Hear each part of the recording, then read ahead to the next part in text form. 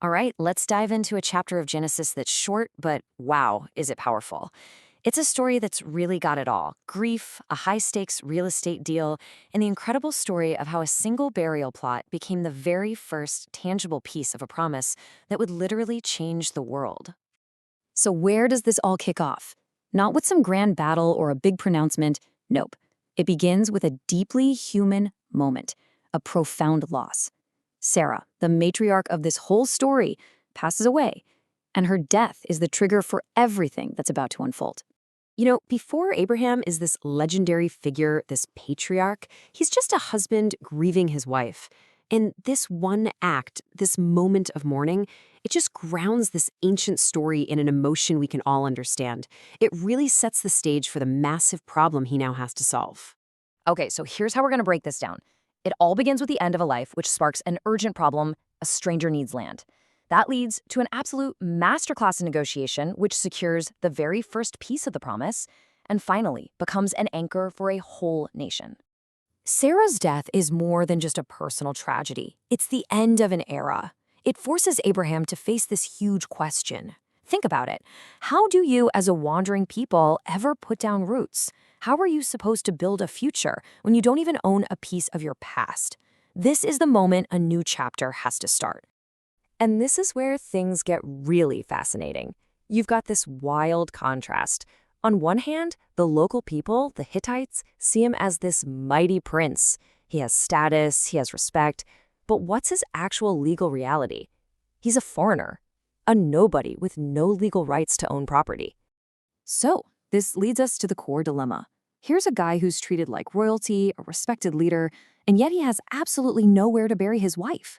He has wealth, he has influence, but he doesn't own a single square foot of land. I mean, that question just hits you, doesn't it? The stakes here are just massive, not just emotionally for a husband in mourning, but culturally for a people who need a place to honor their founding mother. This is a crisis of dignity, of legacy.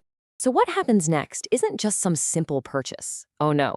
What we're about to see is a delicate and frankly brilliant public negotiation. See, Abraham doesn't just want to buy the land. He wants to secure it forever in a way that can never be disputed. And at first, the Hittites are incredibly gracious. They have genuine respect for him. They offer him the best of their own family tombs. They're basically saying, our place is your place. Bury her with us. It's a huge honor.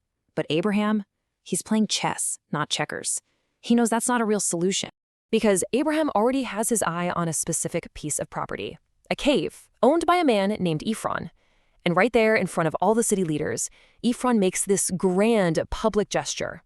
He says, "My lord, don't buy it. I'll give it to you. The field, the cave inside, it's a gift. It's yours."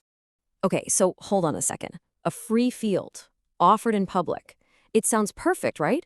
You'd take that deal in a heartbeat. So why on earth does Abraham refuse? What does he understand that makes him turn down what looks like a ridiculously generous offer? And this is pure genius. Abraham is thinking generations down the line. He knows a gift, no matter how well-intentioned, can be disputed. Heirs could come back later and try to reclaim it. But a sale? A public sale with witnesses and a clear price? That creates a permanent, undeniable legal title that nobody can ever challenge. So he insists on paying the full price, 400 shekels of silver. And the text gives us this crucial little detail. It was current money with the merchant. This confirms this wasn't some handshake deal. It was a legitimate, by-the-books commercial transaction using standard, accepted currency, no shortcuts. And the results? The deal was made sure. Now, this is basically ancient legalese for ironclad. The whole thing happened at the city gate, which was like their public square and courthouse all rolled into one. It was witnessed by everyone. It was final. It was irrevocable. And look at how detailed this thing was.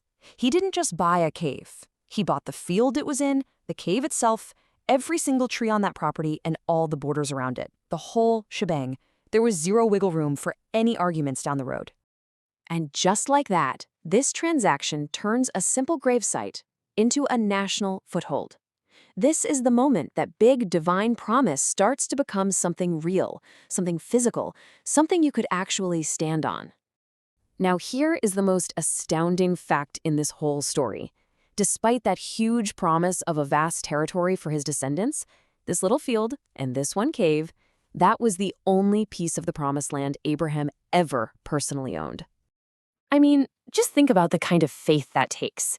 He paid full price for this tiny plot of land, like a down payment on a promise he would never, ever live to see fulfilled. It would be another 400 or 500 years before his descendants even began to claim the rest of the land. It's just incredible. And because of Abraham's foresight, this piece of land became so much more than a cemetery. It became a physical and spiritual anchor for his family, a real, tangible link to the land their entire future was tied to. So when he performs that final act, laying Sarah to rest in the cave, the land is transformed. It's not just Ephron's old field anymore. It is now officially the first ancestral holding of his people, a real piece of home in what was otherwise a foreign land. And that cemented its legacy for all time. Sarah was the first to be buried there, but she wasn't going to be the last. Abraham himself would one day be laid to rest right beside her, establishing this place as the foundational tomb for the patriarchs and matriarchs of a nation to come. And that leaves us with this one final, powerful thought. This entire epic story, a story of faith, of identity, of a homeland, it all started because one man needed a proper place to bury his wife. It really makes you wonder, doesn't it? How can one small, deliberate act, securing one little piece of land, go on to define a people's entire destiny for millennia?